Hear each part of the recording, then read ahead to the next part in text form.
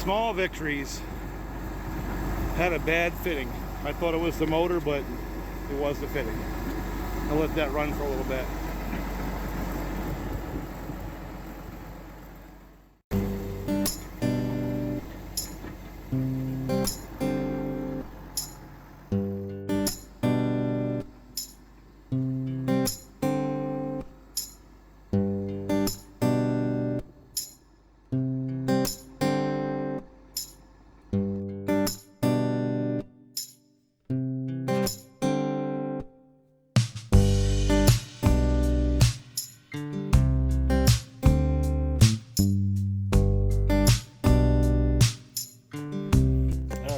This is going to be a short little video, and it falls into the category you can't make this stuff up.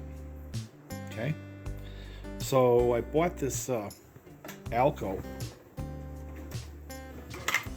That's what's remaining of it right there, from a local flea market guy. Has trains all over the place, and brought it home, set it on the track, and it ran. Put it on the track with a couple of other locomotives, like I do, as a DPU type thing, and the other locomotives weren't getting any amperage at all. They could hardly even move. So it became quickly apparent that this B&M was pretty much sucking down all the electricity, not leaving anything for the other ones. Now, trying to figure out why that would be. It's kind of confusing, not being a train guy and all. Started looking at the motor. This is how it was wired up. This one here went to the pickup, and this went to the chassis as a ground. And if you were to look at that, it's a single wound coil, and effectively what you have here is feed going in, positive going in, going right to the brushes and also right to the coil, and then the tail end of the coil going to ground and the other side of the brushes going to ground, effectively wiring those in parallel. That sink in for just a second. In parallel.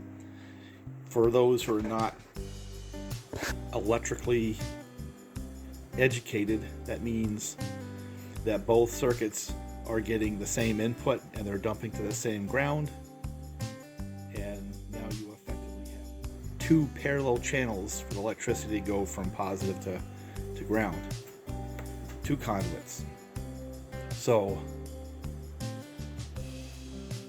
you know, I didn't really think about it too hard. I set it on my test transformer and had a temperature gauge on it and realized it got hot in a hurry. And what was getting really hot was up here. You can even see where it was beginning to melt a little bit, that cap. Didn't seem to bother the coil much, but this was getting really hot up in here. So I think what I'm going to do, if I can, is first show you that it runs in parallel. Not going to run it long because it gets hot in a hurry. How do you like this old monster right here? 1930s era transformer. Tell you what, that thing can really put out the amperage. So let's hook this right to ground, common to ground. Give this a little bit of juice.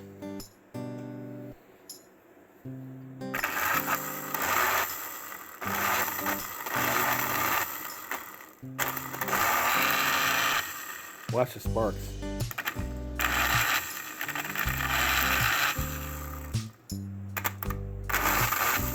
Actually, I want you to look at two things.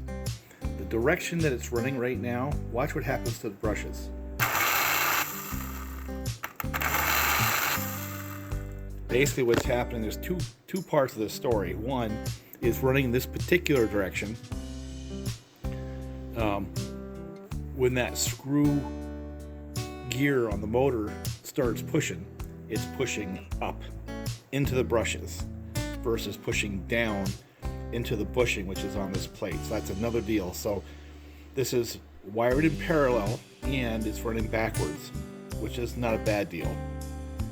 And when it runs backwards, that screw gear on the pinion gear on the axle pushes the armature up into the cap. So I'm going to do two things on this. One is I'm going to reverse the direction that it runs, and two, I'm going to put that set of brushes in series with the coil, not in parallel, and see if it doesn't run a little bit easier, a little bit cooler, and maybe a little more RPMs. Okay, same motor, now wired in series. What that means is I'm going to put the positive there. It's going to have to go through all through the one brush into the armature, out to this brush, into the input of the coil. It goes through the coil and goes out to ground. That would be in series. And plus I changed the direction of rotation of the motor. Watch this.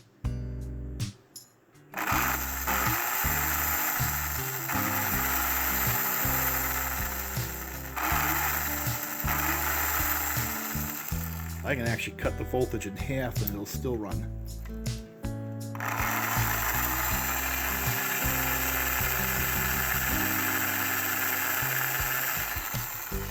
It'll run like that all day long. Nice and smooth. No pain or strain. Half the voltage of what it had before, but it's also not getting hot because it has the right resistance. That's not going to give you something you can see, but trust me when I tell you, it says 78 degrees, whereas before when I ran that, it was getting up around 150 degrees. So I've got another motor right here that's wired in parallel. So let's do the same thing, and you can see the temperature change on that one as well. See if you can see that. Oh yeah. So here, what we're going to do on this motor here is the same deal. We're going to run this one in parallel first.